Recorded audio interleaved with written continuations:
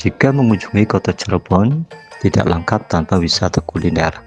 Salah satu yang wajib dicoba adalah sega jamblang. Sajiannya, nasi dibungkus daun jati setiap porsinya. Satu porsi nasi umum satu kepal tangan. Jadi untuk sekali makan, minimal 2 bungkus nasi. Sedangkan aneka lauk disajikan secara prasmanan. Seorang pelayan akan menyajikan nasi yang dibungkus daun jati itu sesuai porsinya. Kemudian diberi sambal goreng.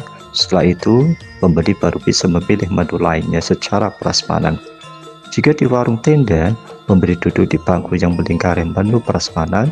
Kalau di restoran, disediakan meja makan.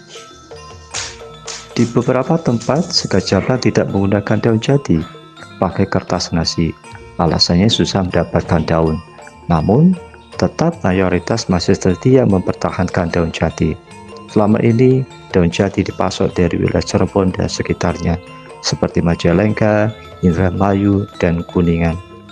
Lauk yang disajikan sebagai pelengkap sega jamblang banyak pilihannya, mulai sambal goreng, tahu sayur, paru-paru, semur hati atau daging, perkedel, sate kentang, telur dadar atau telur goreng, semur ikan, ikan asin, tahu tempe, dan lainnya.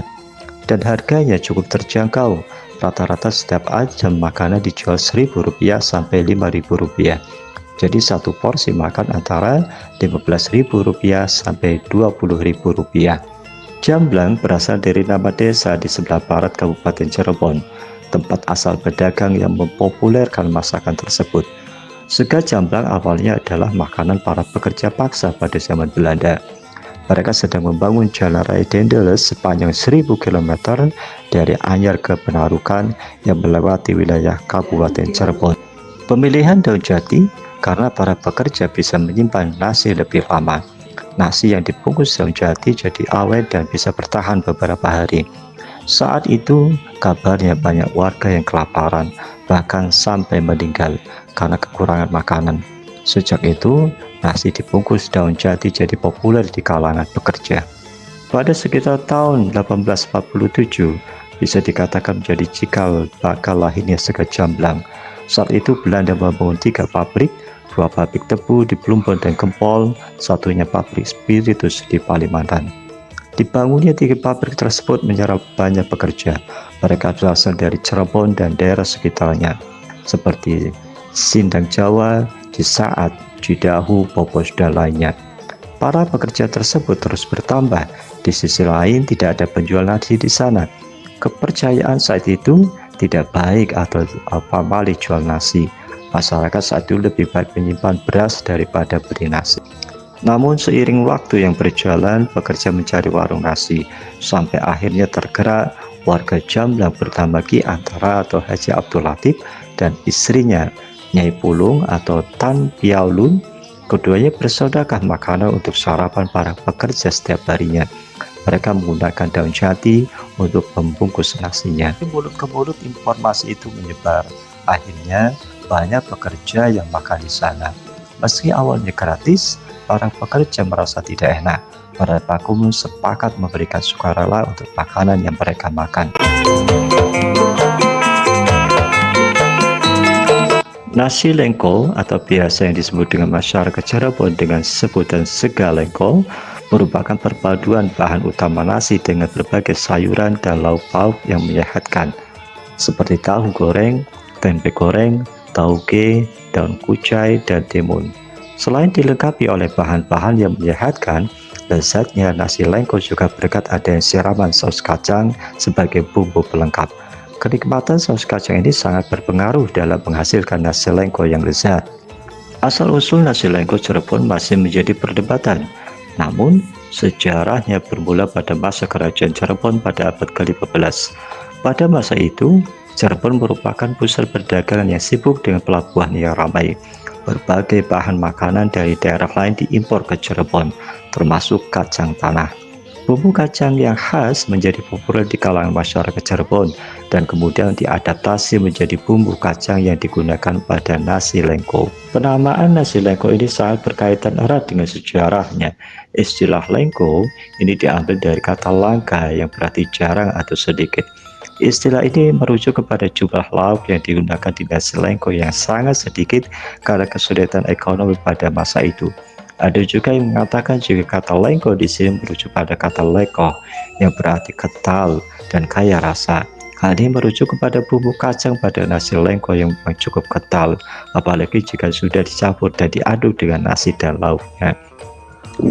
Namun, istilah ini terlalu dipaksakan, mengingat kata leko lebih banyak dipakai oleh masyarakat Sunda, sedangkan di Cirebon mayoritas masyarakat yang berbahasa Jawa Pantura.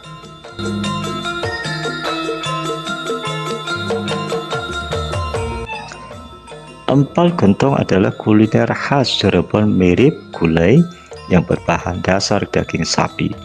Meski dikenal sebagai kuliner khas Cirebon, ternyata empal gentong bukan kuliner asli kota yang dijuluki sebagai kota udang ini. Kuliner empal gentong ternyata berasal dari sajian khas Timur Tengah yang dibawa ke kota pesisir ini oleh para pedagang dari Jazirah Arab. Empal gentong lalu diracik menjadi sajian yang sesuai dengan cita rasa masyarakat setempat dan menjadi sajian khas Cirebon sampai saat ini. Pada awal kemunculannya, empal gentong dibuat dengan menggunakan daging kerbau. Pemilihan jenis daging ini karena pada masa itu, masyarakat Cirebon banyak menganut agama Hindu. Sementara, sapi merupakan hewan sakral di agama tersebut, sehingga tidak diperkenankan untuk dikonsumsi. Sebagai gantinya, makanan ini terbuat dari daging kerbau. Empal gentong Cirebon ini merupakan perpaduan budaya Jawa, Arab, India, dan Cina yang berakulturasi dengan baik. Dilihat dari ciri makanannya, empal gentong memiliki kuah seperti gulai yang merupakan makanan dengan pengaruh Arab dan India. Sedangkan bumbu-bumbunya berasal dari budaya Cina dan lokal. Selain itu, di dalam makanan ini biasanya dicampur jeroan, bahkan bahan yang sering dijumpai pada makanan khas Tionghoa. Sumber lain menyebutkan bahwa nama empal gentong diambil dari cara memasaknya yang dibuat di dalam kuali atau periuk tanah liat atau gentong, kemudian dimasak di atas tungku dengan bahan bakar kayu.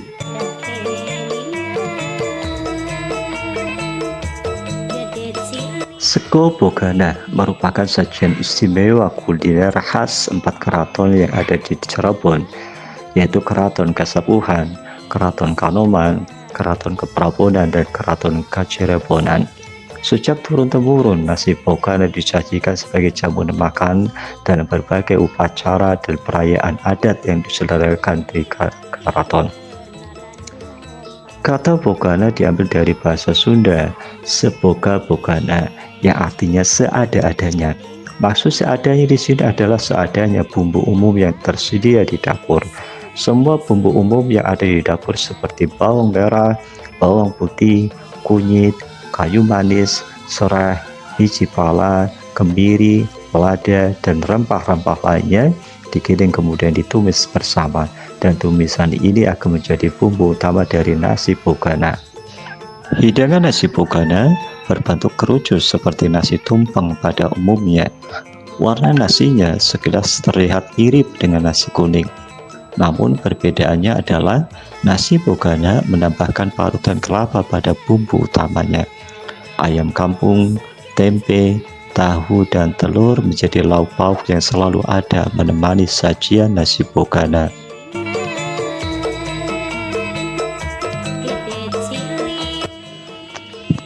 Sebagai salah satu makanan tradisional yang populer, hampir setiap daerah memiliki sajian sate dengan rasa dan tampilan yang unik dan khas.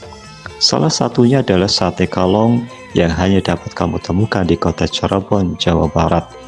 Saat mendengar namanya, sate khas kota udang ini memang terkesan menyeramkan.